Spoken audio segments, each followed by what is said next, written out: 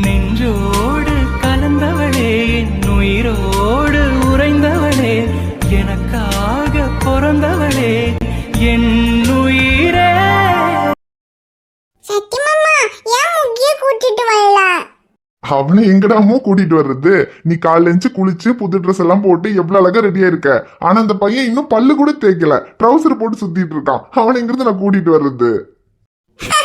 முகி பல்லு தேய்க்கலையா? ஐயே. ஆமா, சொல்ற ஆளு காலைல எழுந்து உடனே பல்லு தேய்க்கிற மாதிரி. இவ பல்லு தேய்க்கிறதுக்கு 10 பேர் இவ பின்னால சுத்தணும். இதுல இவ அவனை சொல்றா பாரு. டேய், அவனை கம்பேர் பண்ணும்போது உன் பொண்ணு எவ்வளவோ பரவாயில்லடா.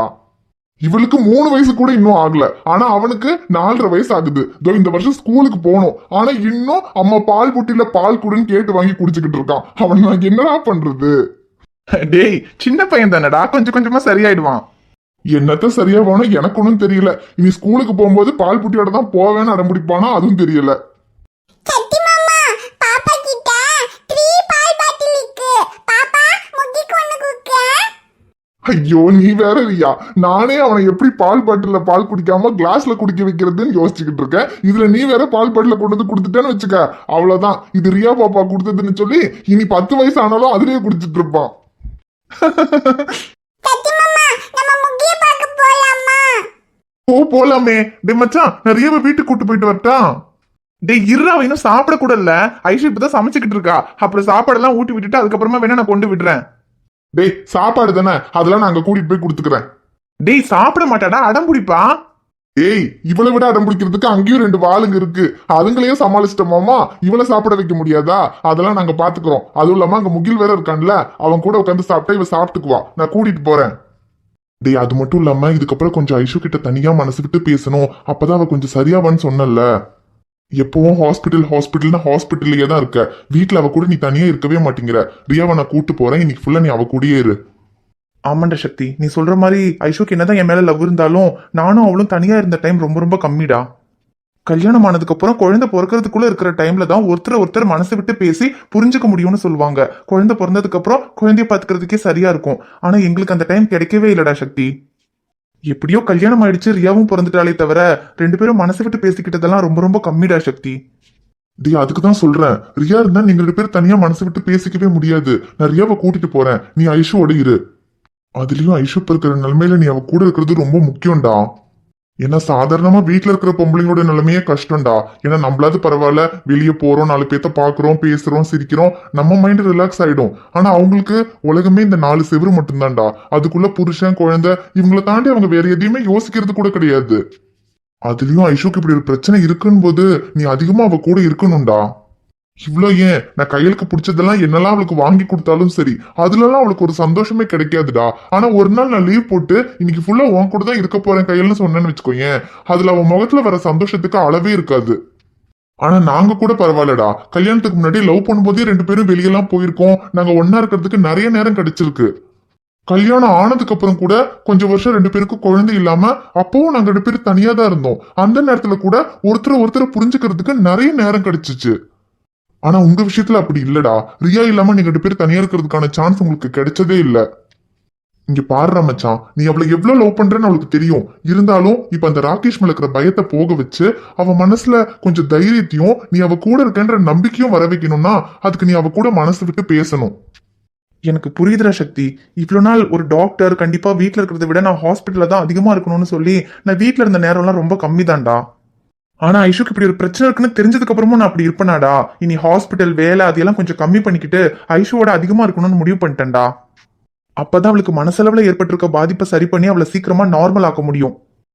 நீ ஆக்கிருவிடா மச்சான், உன்னால முடியாதுதா. லவ் பண்ண உனக்கு என்ன சொல்லியாடா தரணும்? அதெல்லாம் நீ பிச்சு உதறிடுவேன்னு எனக்கு தெரியும். டே மச்சான், 4 வருஷத்துக்கு முன்னாடி ஷமீர் ஐஷுவை எப்படியெல்லாம் லவ் பண்ணா நீங்க பாதி பேத்துக்கு தெரியாது. இதுக்கப்புறம் அதை நீ காட்டிடுவோம். இதுக்கப்புறம் ஐஷு உன்னோட பொண்டாட்டி கிடையாது, உன்னோட லவ்வர். அது யாரு? எனக்கு தெரியாத லவ்வர். ஐயோ தங்கச்சி, லவ்வர் இல்லம்மா, லவ்வர். முகிலுக்கு லவ்வர் வேணும்னு சொன்னான், அதை வாங்க வந்த. அப்படியே அவனை பார்த்துட்டு போலான்னு வந்தேன். ஏண்டா சமாளிச்சுண்டா? கேவலமா இருக்கு. சரிண்ணே, வந்துட்டு ஏன் வெளியவே நிக்கிறீங்க? உள்ள வாங்க. ஐயோ இல்லம்மா தங்கச்சி, பரவாயில்ல. ரியா முகில பாக்கணும்னு சொல்றா. நான் ரியாவை வீட்டுக்கு கூட்டிட்டு போயிட்டு வரட்டாமா? கூட்டிட்டு போங்கண்ணே. ஆனா இன்னும் அவ சாப்பிடல. சாப்பிட வச்சு அனுப்பிட்டா. ஐயோ பரவாயில்லம்மா, நான் வீட்டுக்கு கூட்டிட்டு போய் சாப்பிட வச்சுக்கிறேன். அங்க முகில் மைனெல்லாம் இருக்காங்கல்ல, அவங்களுக்கு சாப்பாடு கொடுக்கும்போது இவளுக்கு கொடுத்தா இவ சாப்பிட்டுக்குவா. நான் கூட்டிட்டு போறேன். நான் முகியோட சாப்பிட்டுக்குவேன். ஐயோ அண்ணா, அவ அப்படிதான் சொல்லுவா, ஆனா சாப்பிட மாட்டா. இல்ல, நான் முகியோட தான் போய் சாப்பிடுவேன். அப்பா, நானும் முகியும் ஒண்ணா இட்லி சாப்பிடுவோம். சரிடாமோ, ஆனா அங்க போய் அடம் பிடிக்காம சாப்பிடணும், சரியா? டேய், அதெல்லாம் அவ அடம் பிடிச்சாலும் நான் சாப்பிட வச்சுக்கிறேன்டா. ஐயோ, எங்க அவளை பத்தி தான் உங்களுக்கு தெரியுமே. கையில் இருக்கால, அவ சாப்பிட வச்சுக்குவா. சரிங்க. எரியா, இங்க பாரு, இங்க எங்க கிட்ட வாழைத்தனம் பண்ற மாதிரி அங்க போய் பண்ண கூடாது. சமத்தா இருக்கணும், சரியா? என்னம்மா நீ, ரியா என்னமோ அங்க வராத மாதிரி புதுசா சொல்லிட்டு இருக்க. அவ கொஞ்ச நாளைக்கு கையில் கிட்ட தானே இருந்தா, அவ பாத்துக்குவா. சரிண்ணே, அப்பனா கூட்டிட்டு போங்க. அப்புறமா வந்து அவர் கூட்டிட்டு வருவாரு. சரிம்மா, கொஞ்ச நேரம் முடிச்சு நானே கூட்டிட்டு வந்து விடுறேன். சரிண்ணே.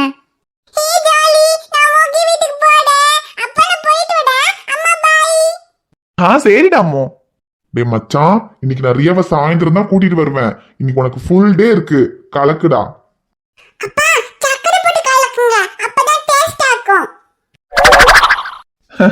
ஓகேடாமோ. ரியா குட்டி, சக்கரை என்னத்துக்கு? உன் அப்பா சக்கரையை விட இனிப்பா பேசி கலக்கிடுவான். என்னடா மச்சான்?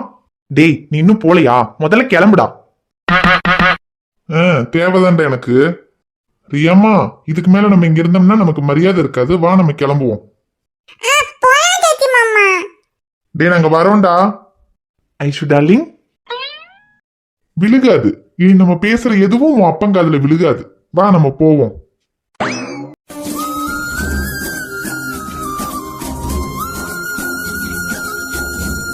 அரவிந்த், சொல்லு குட்டிமா.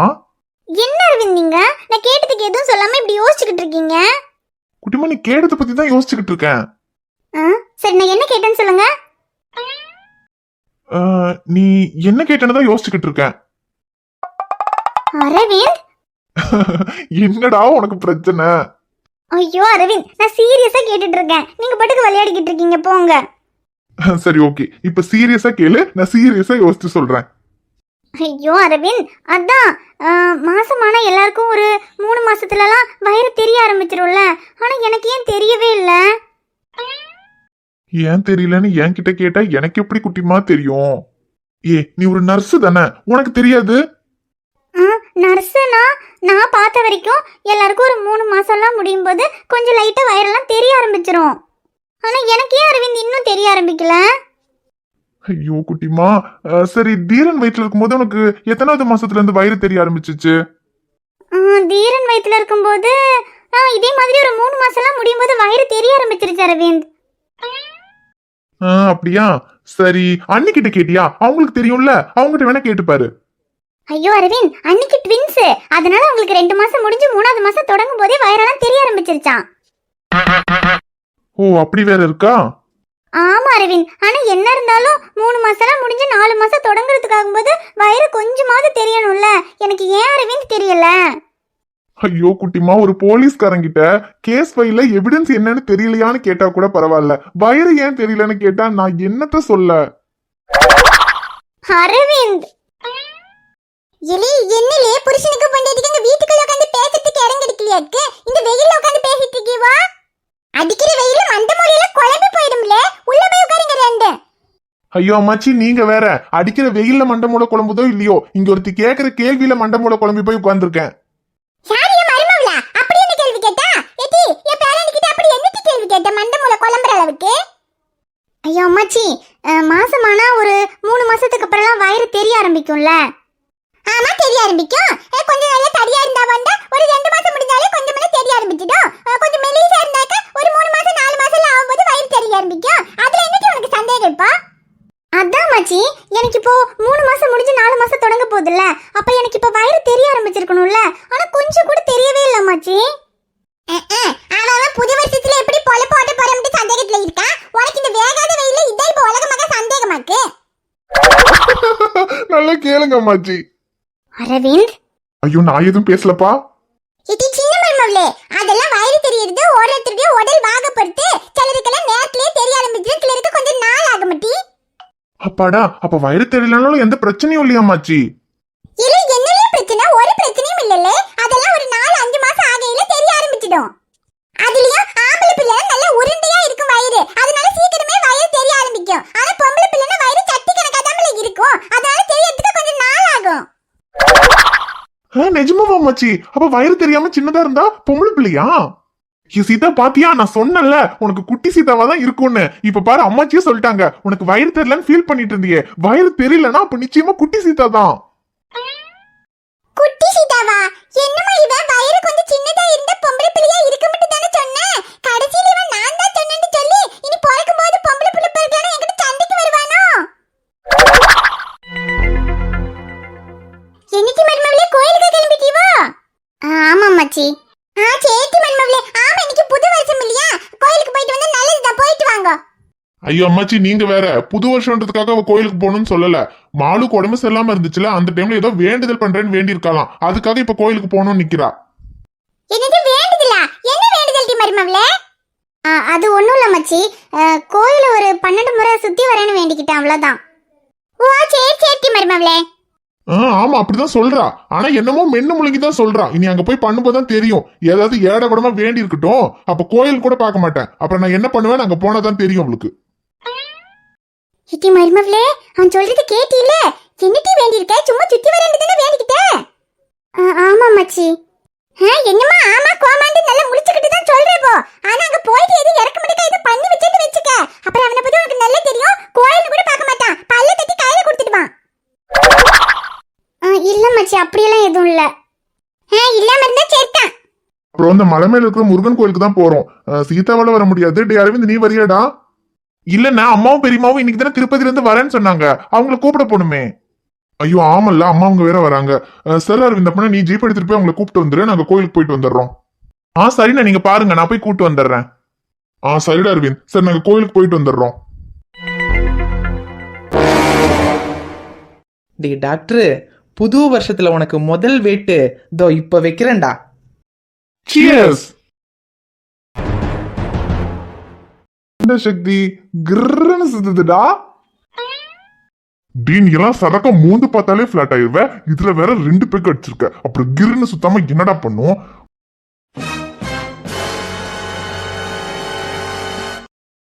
ஃபாத்தி, ஃபாத்தி. என்ன இக்கா, என்னாச்சு?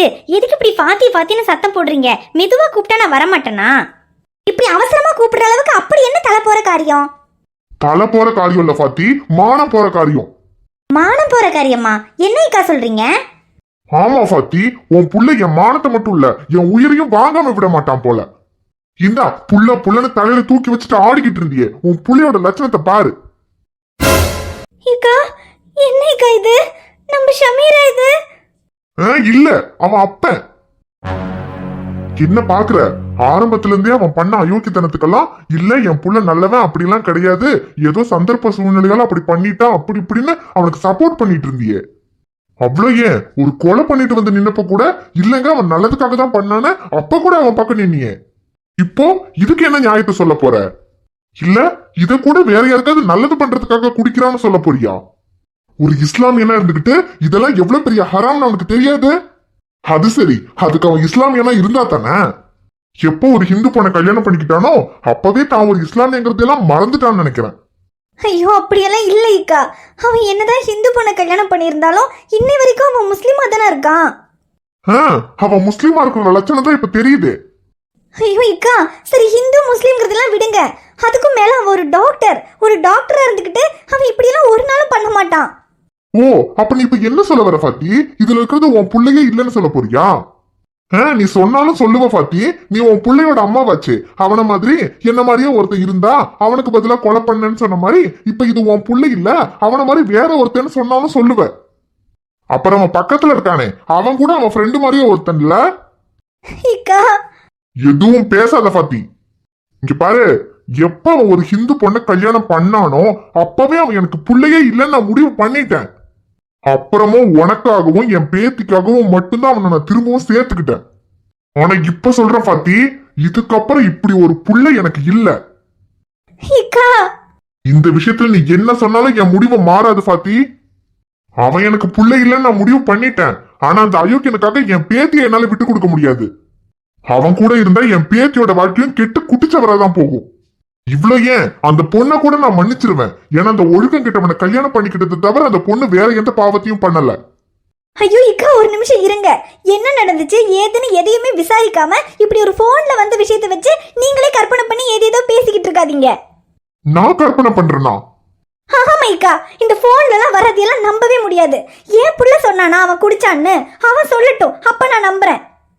ஏய் என்ன பாத்தி, அவன் குடிச்சிட்டு பேசுற வீடியோவே உனக்கு நான் காமிச்சு கொடுத்துருக்கேன். இதுக்கு மேலயும் அவன் வாயால சொல்லட்டும்ங்கிற? இல்ல, இந்த காலத்துல போனை வச்சுக்கிட்டு என்னெல்லாமோ பண்றாங்க. இந்த போன்ல வரதையெல்லாம் நான் நம்ப மாட்டேன். என் புள்ள நேர்ல வந்து ஆமா நான் குடிச்சேன்னு அவன் வாயால சொல்லட்டும், அப்பதான் நான் நம்புவேன். அப்படி ஒருவேளை அவன் வாயால நான் குடிச்சேன்னு சொல்லிட்டானா அதுக்கப்புறம் நீங்க என்ன முடிவெடுக்கிறீங்களோ அதுக்கு நானும் சம்மதிக்கிறேன் அக்கா. ஓ அப்படியா? சரி பாத்தி, அப்பனா இப்பவே உன் புள்ளைக்கு போனை போட்டு இங்க வர சொல்லு. அவன் வாயால அவன் குடிச்சானா இல்லையான்னு சொல்லட்டும். அவன் குடிக்கலன்னு சொல்லிட்டா நானும் நீ சொல்றத கேக்குறேன் பாத்தி. ஆனா ஒருவேளை அவன் குடிச்சேன்னு ஒத்துக்கிட்டான்னா அப்புறம் இந்த வீட்டுல நான் என்ன முடிவெடுக்கிறனோ அதுக்கு நீ சம்மதிச்சுதான் ஆகணும். டே டாக்டரு, நியூ இயர் கிஃப்டை உன் வீட்டுக்கே அனுப்பி வச்சிருக்கேன். நான் அனுப்புன வேட்டு இந்நேரத்துல உன் வீட்டுல வெடிச்சிருந்திருக்கும். வேட்டு சத்தம் கேட்டுச்சா? கேட்கல. கேக்கலையா? இதை விட சத்தமா எப்படி சொல்றது? நீ சத்தமா சொல்ல வேண்டாம், நான் பக்கத்துல வரேன். இப்ப சொல்லு. எனக்குள்ள வேலை இருக்கு, நான் போறேன்னு சொன்னேன். இரு ஐஷு டார்லிங், அதை விட பெரிய வேலை இங்க இருக்கு. அதை விட பெரிய வேலையா? என்ன வேலை? லவ் பண்ற வேலை. லவ் பண்ற வேலையா? ஆமா, நீயும் நானும் லவ் பண்ணவே இல்லையே. லவ் பண்ணலையா? என்ன சொல்றீங்க? ஆமா ஐஷுமா, எல்லாரும் லவ் பண்ணி ஜாலியா வெளியெல்லாம் ஊர் சுத்தி அதுக்கப்புறமா தான் கல்யாணம் பண்ணிக்குவாங்க. ஆனா நம்ம 2 பேருக்கு தான் அந்த மாதிரி ஒரு விஷயம் நடக்கவே இல்லையே. நான் தான் லோன்னு உன் பின்னாடியே சுத்திக்கிட்டு இருந்தேன். அப்ப கூட நீ என்ன லவ் பண்ணலையே. அப்புறம் உன் கழுத்துல தாலியெல்லாம் கட்டி கூட்டிட்டு வந்ததுக்கு அப்புறம் தானே லவ் பண்ணவே ஆரம்பிச்ச. சரி, அதுக்கப்புறமாவது லவ் பண்ணலான்னு பார்த்தா அதுக்குள்ளதான் என்னெல்லாமோ நடந்து என்னையவே பார்த்து யாருன்னு கேட்டியே. அதுக்குதான் கல்யாணத்துக்கு முன்னாடி நம்ம லவ் பண்ண வேண்டியது, கல்யாணம் ஆன புதுசுல நம்ம லவ் பண்ண வேண்டியதுன்னு எல்லாத்தையும் சேர்த்து இதுக்கப்புறம் லவ் பண்ண போறோம். புரியல? இது தெளிவா சொல்றேன். அதாவது கல்யாணத்துக்கு முன்னால ஒருவேளை நீ எனக்கு ஓகே சொல்லியிருந்தனா அப்ப கல்யாணம் ஆகுற வரைக்கும் நம்ம எப்படியெல்லாம் லவ் பண்ணியிருந்திருப்போமோ அப்படியெல்லாம் இனிமே நம்ம லவ் பண்ண போறோம். இப்பவும் உனக்கு புரியல? புரியல. புரியாது, ஏன்னா நீ மக்குன்னு தான் எனக்கு தெரியுமே. உனக்கு எதுவுமே புரிய வேண்டாம், நான் சொல்றதெல்லாம் நீ பண்ணா மட்டும் போதும். இப்ப என்ன பண்ணணும்ங்கறீங்க? சொல்றேன். இப்போ எதை பத்தியும் யோசிக்காம என் கண்ணை மட்டும் பாரு. ஐஷு, இப்ப நம்ம 2 பேருக்கும் கல்யாணம் ஆகி ஒரு குழந்தை இருக்கு. இது எல்லாத்தையும் மறந்துரு. இந்த புது வருஷத்துல நம்ம 2 பேரும் புதுசா லவ் பண்ண போறோம். நம்ம மிஸ் பண்ண எல்லா விஷயத்தையுமே இதுக்கப்புறம் திரும்பவும் நம்ம வாழ்க்கையில கொண்டு வர போறோம். லவ் பண்ணும்போதும் சரி, கல்யாணமான புதுசுலயும் சரி, இப்படியெல்லாம் இருக்கணும்னு எல்லாருக்கும் நிறைய ஆசை கனவு எல்லாமே இருக்கும். அது எதுவுமே நம்ம வாழ்க்கையில நடக்கல. ஆனா இதுக்கப்புறம் நம்ம அப்படியெல்லாம் இருக்க போறோம் ஐஷு. நான் உன்னை எந்த அளவுக்கு காதலிச்சேன்னு உன்னை தவிர எல்லாருக்குமே தெரியும். ஆனா உனக்கு தெரியாது. ஆனா இதுக்கப்புறம் அதை நீயும் தெரிஞ்சுக்குவ. I love you Aishu. ஏங்க, நீங்க என்ன சொல்றீங்கன்னு எனக்கு ஒண்ணுமே புரியல. ஆனா நீங்க சொல்றது புரியலனாலும் பிடிச்சிருக்கு. பிடிச்சிருக்கா? அப்ப ஐ லவ் யூ சொல்லலாம்ல. I love you. இன்ப போரிலே நீ எந்த இளைய தளபதி, உனையாள வந்தேனே என நானும் தந்தேனே, இதய ஊரிலே நீதானே என்றும் அதிபதி, என் பாதை சொல்வேனே அன்பாலே வெல்வேனே, நீ கண்ட வெப்பத்தில் தூங்கவில்லை, உனை யாரும் வெல்லத்தான் ஊரில் இல்லை இல்லை இல்லை. பொம்மாயி பொம்மாயி ஒரு உம்மா உம்மா தாய் பொம்மாயி. ஹாய் ஃப்ரெண்ட்ஸ், எல்லாரும் எப்படி இருக்கீங்க? நிச்சயமா நலமா இருப்பீங்கன்னு நம்புறோம். எங்க இன்னுயிரே ஃபேமிலிஸ் உங்க எல்லாருக்குமே இனிய புத்தாண்டு நல்வாழ்த்துக்கள். இந்த புது வருஷம் உங்க எல்லாருக்குமே ரொம்ப நல்ல வருஷமாவும் சந்தோஷமாவும் அமையறதுக்கு நாங்க கடவுள்கிட்ட வேண்டிக்கிறோம். அப்புறம் போன வருஷம் நடந்த எல்லா நல்ல விஷயங்களையுமே ஒரு ஞாபகமாவும் வந்த கஷ்டங்கள் எல்லாத்தையுமே ஒரு அனுபவமாவும் எடுத்துக்கிட்டு புது வருஷத்தை புதுசா தொடங்குங்க, சந்தோஷமா இருங்க.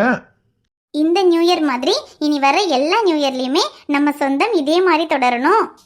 ஆமா ஃப்ரெண்ட்ஸ், உங்களுக்கு வீடியோ பிடிக்குதோ பிடிக்கலையோ, ஆனா என்னைக்காவது ஒரு நாள் அக்கா எப்படி இருக்கீங்க, அண்ணா எப்படி இருக்கீங்கன்னு உங்களுடைய ஒரு கமெண்ட்டை பார்த்தா அதுவே எங்களுக்கு பெரிய சந்தோஷம் தான்.